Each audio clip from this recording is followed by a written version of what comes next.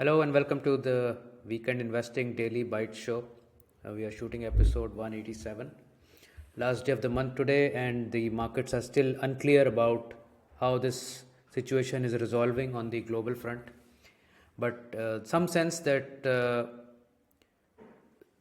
market may be, past the bottom on this unless we have some fresh strikes or news come out. But it seems that uh, so far, whatever is out there has been absorbed by the market, and the trend seemingly today was, after a huge gap down again, about 150 point down, a market was pretty much recovering the entire day, discounting what is happening.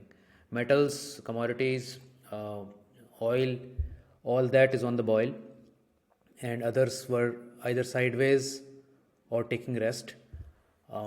IT stocks did well at plus 1%, and of course, metals, as I said, is the sector for the day and week.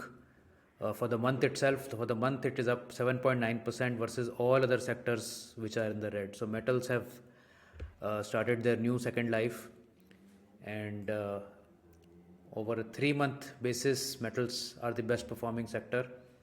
And I think if my guess is right, real estate should catch up along with metals soon, because these are all inflation plays, and metals and real estate and commodities should be doing well.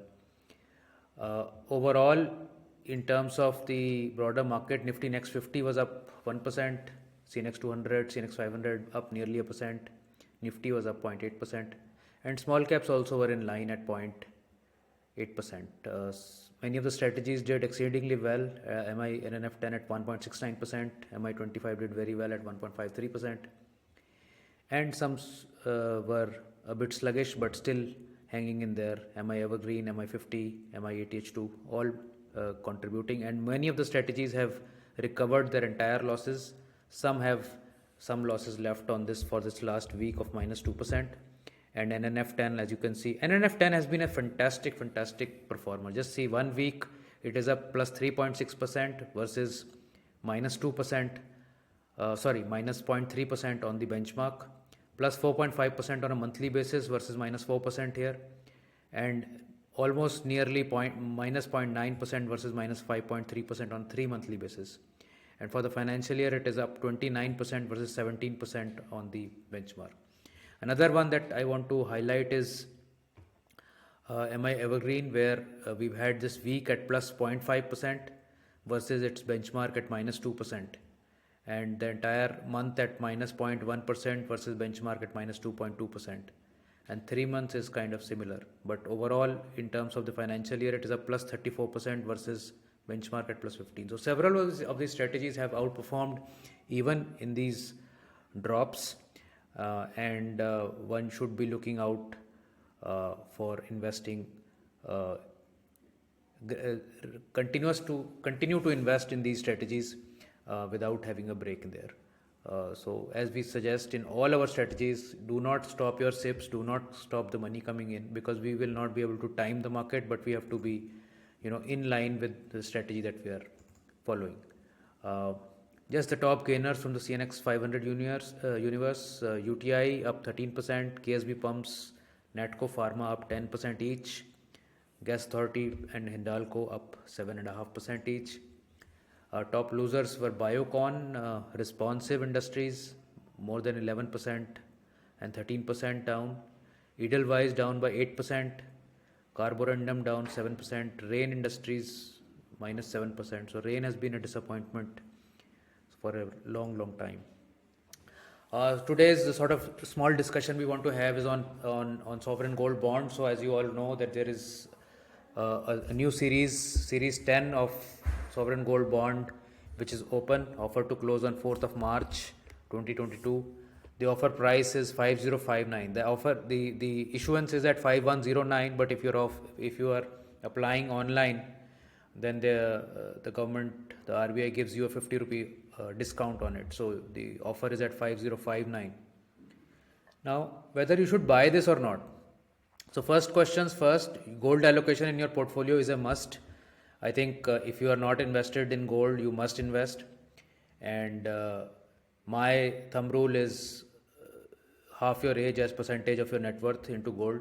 You may or may not agree with it, that your financial advisor can tell you better. But uh, the idea is that you must have gold. Now, after making this decision, we have to now see whether we want to go with physical gold or with digital gold, or sovereign gold bonds or gold ETFs, so on and so forth. So physical gold has its own advantages, but the dematted gold also has, especially from sovereign gold bond where there is no counterparty risk as such, uh, are also fantastic opportunities. So we are offered at 5059, and let's look at the secondary market, the gold bonds. Sorry about the typo here. The gold bonds which are already existing since 2015, they are also trading in the market, and you can buy them as well. So if you go to NSE and go to the sovereign gold bond tab in the markets data, you will get the list of all the SGBs that are trading, and you can see several of them actually trade quite well. Several crores rupees worth of trading is done. So this myth that SGB does not have liquidity, for retail investors, these liquidity points are reasonably good. Another one, see 72 lakhs traded, so on and so forth. So what you can see here, that most of them are trading at between 47 and 4900, and the gold benchmark rate is nearly 5100. So already in the market, in the secondary market, things are available which are 4 to 6%, 7% cheaper than the actual price of gold. The only issue is that if you buy it from the secondary market, the price discovery will not happen until maturity. So if a bond is just for instance November 23 bond, then the maturity is on November 23, and it's another year and a half away. Why these SGBs are trading at a discount? Because of liquidity issues. There is not enough demand in the market to to fill this gap that exists between now and the maturity period. So people who buy in primary issue may want to exit at some point of time, and they are willing to sell at a lower price to exit. That is why the discount exists. So if you are a long term gold holder, these are great opportunities to buy, and I'll show you why. Again, in Zerodha, if you type SGB, you will get all the series. You can see all the prices. You can see there are varying prices at various points, and you have to choose the most liquid ones. So August 28 is one of the most liquid series. Then January 29 and I think May 29 are also very, very liquid series. And I will take you now through a calculator which we had earlier shared, but we are sharing it again for the benefit of the users, and I'll share it again in the descriptions below and on the Telegram channel. So you can see we are having the current price here. Gold price is currently a 1904. Gold INR is 5071 calculated basis the current gold price, the current USD INR, and the conversion from troy ounce into grams, and the 10% duty structure on it. So this is the actual rate of gold in India per gram. Now let's take an example of SGB August 28. The issue price of this was 5334. It was issued in August 20, to be mature in August 28. The time to maturity is 6.43 years to go. It pays an interest of 2.5% per annum, paid 1.25 in each half of the year. Now, if you calculate the present value of all these dividends that you're going to get till 2028, the present value of that dividend is 700 rupees. You can use the present value formula in the Google Sheet to get that. So what is the fair value if one were to, sort of want to find out what is the fair value of this today? The fair value is the current gold price plus this present value of the dividend. So fair value is 5774.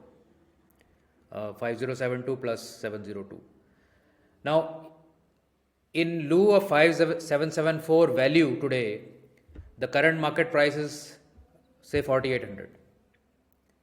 So you're getting a 20% discount on the fair value of this particular gold bond. Now, of course, you will not be able to realize this difference till maturity, right? So even if you were to think of it as another 6 years or so, 6.5 years to go, you're getting an additional, besides whatever gold will return you, whether it is 6%, 8%, 10% CAGR, that we don't know, but long term average of gold returns has been in the region of 9 to 12%. Average is about 11%, actually, very long term average. So on top of that 11%, which is coming capital gains tax free to you, you're getting this 20% for the next 6.5 years. So about 3% more on that.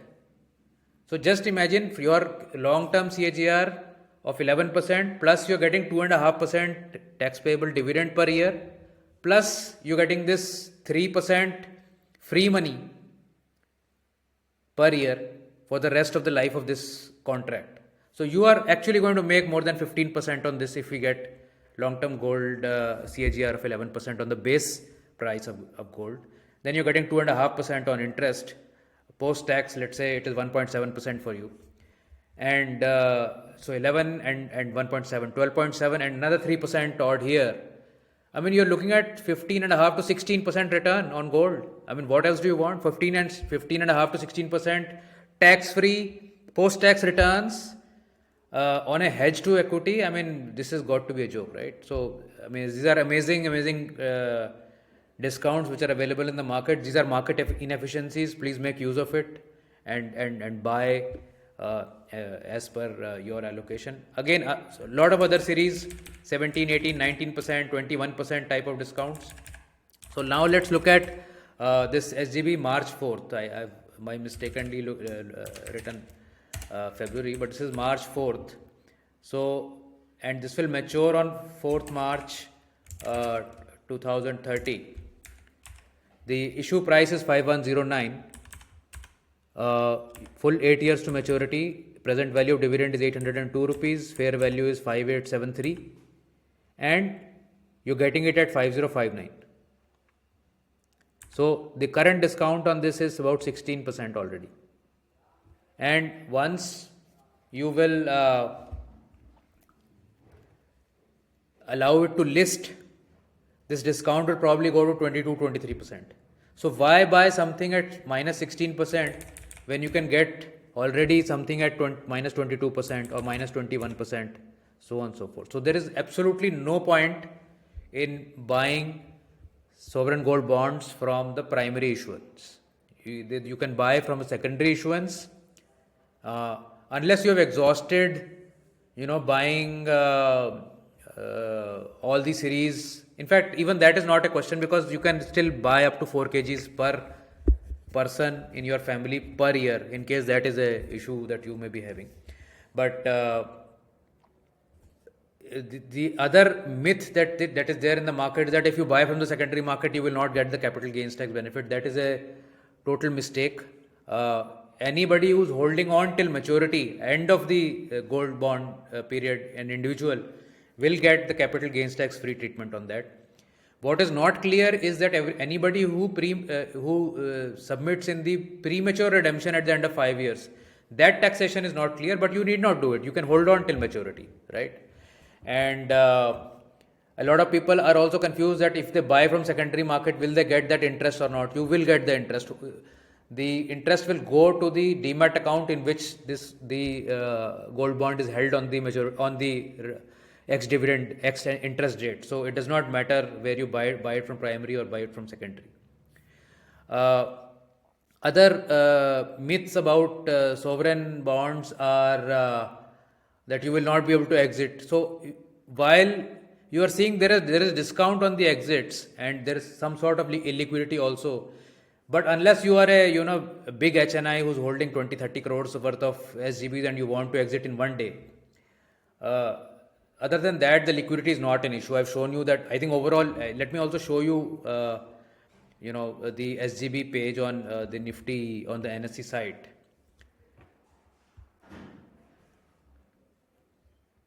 And let's go to the volume, and I'll sort the volume. So you can see that the top series, August 28, as I mentioned, is trading near 4800. It had a volume of 1.6 crores. May 29 is the next liquid series, it's trading near 4700, volume of 1.6 crores. November 24, another series, 4800, 1 crore. Total for the days, 14 crores worth of SGBs got traded. I mean, this is much more than several of the stocks that we normally trade in. So, I mean, if we can trade in those stocks, I'm sure you can find exits in SGBs also. And because gold is such a price sensitive commodity, I mean, if you put a order which is 2% lower than the market price, it will be picked up like this in a second. There are people who are watching this all the time. So I don't think it is a illiquidity issue. Yes, you may have to give up a percent or two in case you really want to exit in an emergency, but that should not be such a big deal given that you are getting so much discount for holding it till maturity. I mean, this is like free money. I mean, to me, this is like free money that is being given to you by the market inefficiencies. So I hope all this has cleared your doubts on SGB. If you still have more, send a mail or tweet to me, and I'll be happy to help you on this. I think I have a mission to educate people on gold and the importance of gold in their portfolio, and I want to push that and make sure that everybody understands it and does some allocation. So thanks so much, and I'll see you in another video. Bye.